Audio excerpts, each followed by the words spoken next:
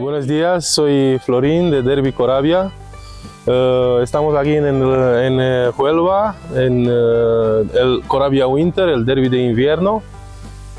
Tenemos en ese momento 1600 palomas. Ese año la final va a ser al final de abril o principio de mayo, depende cómo da el tiempo. Las palomas están muy bien. Y para el siguiente año empezamos a recoger palomas en julio hasta fin de octubre. También tengo el derby de Rumanía de verano, Corabia FCI One Love Trace. En el de verano la final va a ser en agosto-septiembre. Aquí creo que hay más de 300, 400 más o menos. ¿Países? 24 países. Los premios son 200.000 euros garantizados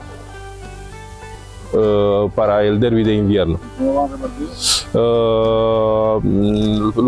El primer premio es de 50.000.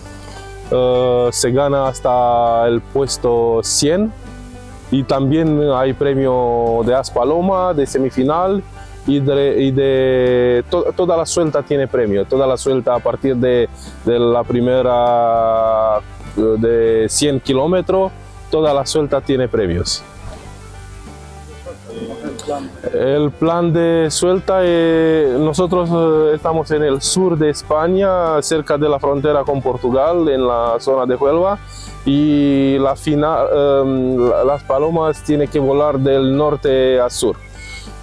Tenemos la primera suelta oficial en Villanueva del Fresno, pegado en la frontera de Portugal, después Badajoz, Cáceres, la semifinal Moraleja, y la final de 530 Benavente.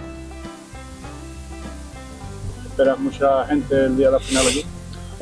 Sí, ese año esperamos más gente porque él va a ser en final de abril o principio de marzo y el tiempo está bueno con